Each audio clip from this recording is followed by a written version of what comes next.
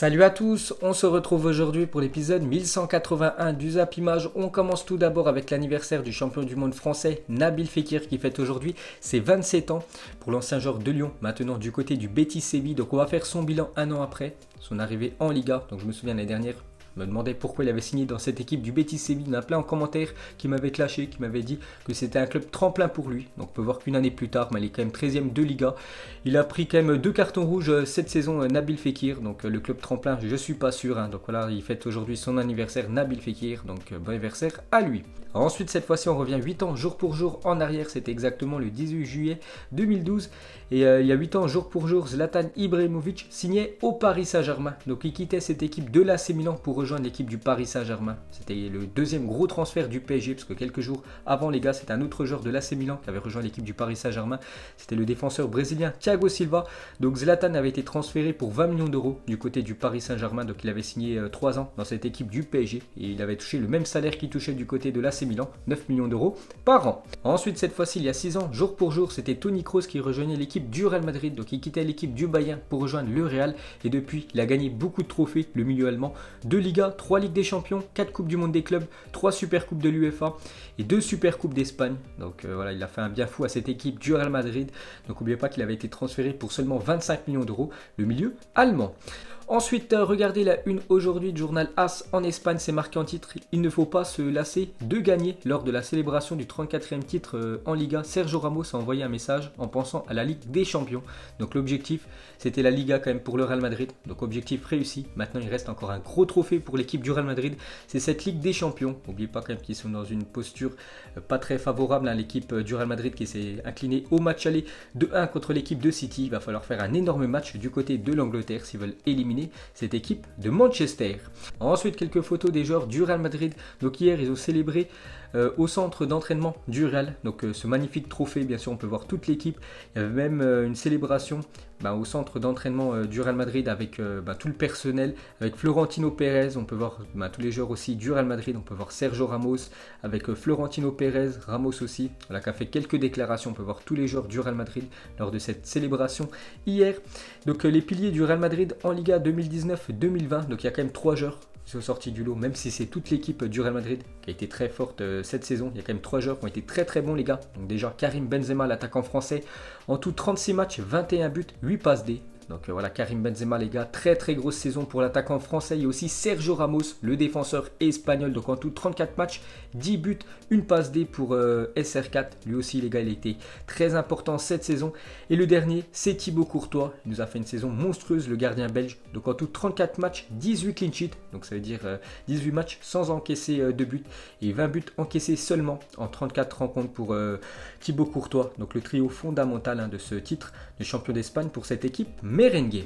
Ensuite, les gars, on revient sur Ramos et Marcelo. Ont remporté 22 titres avec le Real Madrid. Ils ne sont plus qu'à une longueur d'égaler le joueur le plus titré de l'histoire du club, le légendaire Paco Gento, lui qui a remporté 23 trophées avec cette équipe merengue. Donc on peut voir que Ramos et Marcelo sont très proches de devenir les joueurs les plus titrés de l'histoire du Real.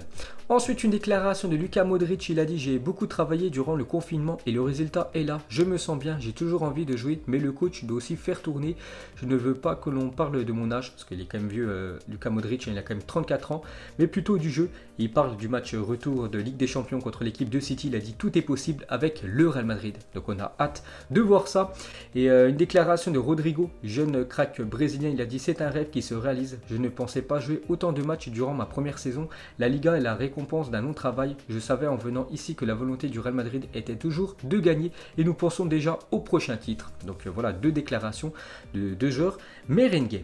Ensuite, on continue avec le Real Madrid participera à la Super Coupe d'Espagne 2020-2021. N'oubliez pas qu'ils avaient gagné la saison précédente, c'était en janvier, en finale contre l'Atlético Madrid. Donc ils seront bien là pour la future édition en tant que champion de Liga. Les 3 autres équipes qualifiées sont donc déjà le Barça qui arrive en 2e position du championnat espagnol et Bilbao et la Real Sociedad, donc finaliste de la Copa del Rey. Ensuite, grâce à son titre de champion, le Real Madrid est devenu le club le plus titré d'Espagne devant le FC Barcelone. Donc c'est simple, le Real Madrid 92 trophées et le FC Barcelone 91. Donc là on compte tous les trophées disponibles, que ce soit la Ligue des Champions, la Liga, la Copa del Rey, la Super Coupe d'Espagne, la Super Coupe d'Europe, voilà tous les trophées. Donc on peut voir que maintenant le Real Madrid a un trophée de plus que l'équipe du FC Barcelone.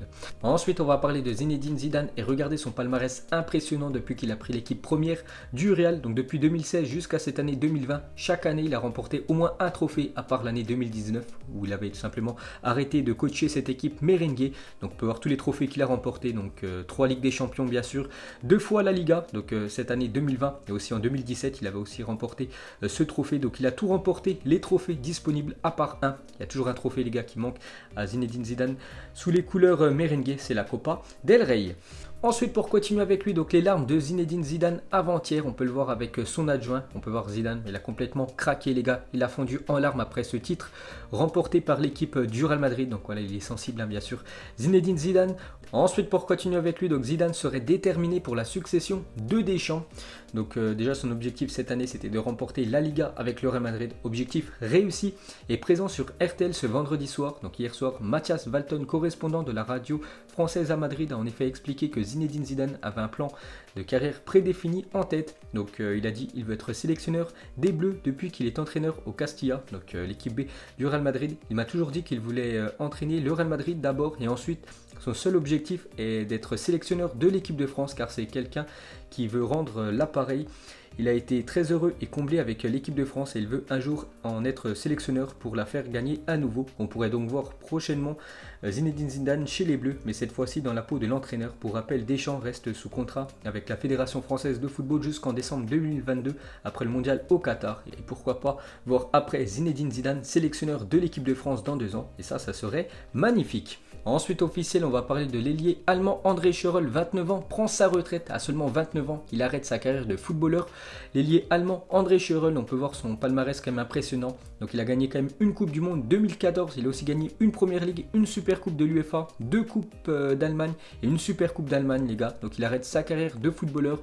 Donc actuellement il appartient à l'équipe de Dortmund. Donc Dortmund l'a prêté cette saison du côté de la Russie, du côté du Spartak Moscou. Donc Moscou n'en veut plus, donc il est revenu du côté de Dortmund. Dortmund aussi n'en veut plus. Donc il devait quitter cette équipe de Dortmund, mais le problème c'est qu'il a reçu aucune proposition. Donc c'est pour ça qu'il a préféré arrêter sa carrière de footballeur à seulement 29 ans. Donc on se souviendra de sa magnifique Coupe du Monde 2014, bien sûr avec la Mannschaft, avec ses 2 buts face au Brésil en demi-finale, hein, quand l'Allemagne avait écrasé l'équipe brésilienne 7-1. Donc il avait inscrit un doublé et bien sûr sa passe décisive pour Götze en finale contre l'Argentine. Donc maintenant ces deux-là, donc Götze et André Schürrle, donc ces gars sont champions du monde. Donc l'un a 28 ans, Mario Götze, l'autre a 29 ans, André Schürrle. L'un n'a pas de club parce que Mario Götze, actuellement il est sans contrat, donc il peut signer où il veut vu qu'il est en fin de contrat avec l'équipe de Dortmund, et l'autre a pris sa retraite. Le foot va si vite. Ensuite, on va parler du Paris Saint-Germain hier qui joue un match amical contre une équipe de 2e division belge. Et gros succès du Paris Saint-Germain. N'oubliez pas qu'il y a quelques jours, ils ont gagné 9-0 du côté du Havre. Donc hier, c'est 7-0. Donc c'est au Parc des Princes contre cette équipe de Waasland. Donc une équipe de 2e division belge. On peut voir tous les buteurs du match. On peut voir un doublé de Choupo-Moting, un but de Icardi, un but de Neymar, un but de Kylian Mbappé. Donc encore un gros succès pour le Paris Saint-Germain. Donc quelques photos du match les gars. Donc le PSG s'est amusé hier lors de ce match amical. Ensuite, on va parler d'une autre équipe française qui joue aussi contre une équipe belge hier. C'est l'équipe de l'AS Monaco qui joue contre l'équipe de Bruges et succès 2-0 de l'AS Monaco. On peut voir que Ben Yedder et Golovin ont été buteurs. Ensuite, regardez la une aujourd'hui du journal L'équipe, c'est marqué regonflé à bloc. On peut voir Memphis Depay en tête, donc Lyon les gars.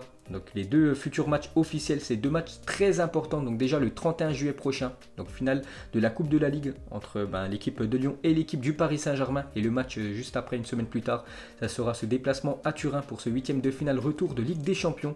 Donc Lyon les gars joue ce soir un match amical. On peut voir qu'il y a 2 matchs ce soir au Groupama Stadium. C'est un petit tournoi les gars, c'est le trophée Veolia. Donc à 18h15 les gars, il y aura l'OGC Nice contre les Rangers. Et à 20h45 l'Olympique Lyonnais contre le Celtic Glasgow. Ensuite, on va prendre la direction de l'Angleterre. Donc, on en parlait ces derniers jours. Cette fois-ci, c'est officiel. On va parler de l'équipe de Marcelo Bielsa. Leeds United est champion de Championship et est promu en Première Ligue. Donc, félicitations à l'entraîneur argentin qui a réussi à faire remonter cette équipe de Leeds United en Première Ligue. Donc, Bielsa en Première Ligue la saison prochaine. Et ça s'annonce très lourd. Donc, officiel, Leeds profite du faux pas de West Bromwich face à Huddersfield et valide sa montée en Première Ligue. C'est le retour d'un club historique anglais en PL. Donc, donc Marcelo Bielsa a réussi son pari fou d'aller en deuxième division anglaise pour faire monter Leeds. Et vraiment félicitations à lui, hein, parce que l'équipe de Leeds déjà est champion de Championship et monte l'année prochaine en première division anglaise. Donc n'oubliez pas, ça faisait plus de 16 ans qu'ils attendaient ça, les supporters de Leeds et le club, de remonter en PL. Donc Leeds fait son retour en première ligue après 16 ans d'attente. Donc félicitations à cette équipe anglaise.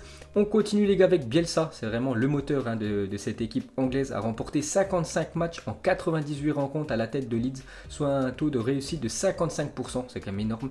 Il s'agit de la meilleure performance de l'histoire du club, pour vous dire, hein, tout ce qu'il a apporté pour cette équipe anglaise. Donc on continue avec lui. Donc Bielsa remporte son premier titre en Europe. Il avait déjà remporté 2 championnats d'Argentine en 1991 et 1992 avec Vélez Sheffield, le tournoi de clôture avec la même équipe en 1998, ainsi qu'une médaille d'or aux Jeux Olympiques 2004. Donc on continue avec lui. Donc lui, ça a toujours été un entraîneur très respecté. Marcelo Bielsa, par exemple Pep Guardiola, l'un des meilleurs entraîneurs actuellement de la planète, il a toujours eu cette déclaration: j'admire beaucoup Marcelo Bielsa, c'est l'une de mes idoles en tant qu'entraîneur, il sait tout du foot, mon admiration pour lui est énorme, je n'ai jamais entendu quelqu'un parler de lui en mal. Donc voilà déjà la très belle déclaration de Guardiola envers Bielsa. Et aussi Maurizio Pochettino à propos de Bielsa, il a dit: je l'adorais toujours car il a bien su être une personne tellement importante pour moi, pour m'aider à construire ma carrière en tant que joueur. Parce qu'avant Pochettino, avant d'être entraîneur, donc il était joueur de l'équipe d'Argentine, on peut voir Bielsa, c'était son coach. Ensuite, pour continuer avec le football anglais, on peut voir que le Premier ministre anglais Boris Johnson a indiqué qu'il serait possible de revenir au stade en octobre prochain pour assister au match de Première Ligue. Donc en octobre,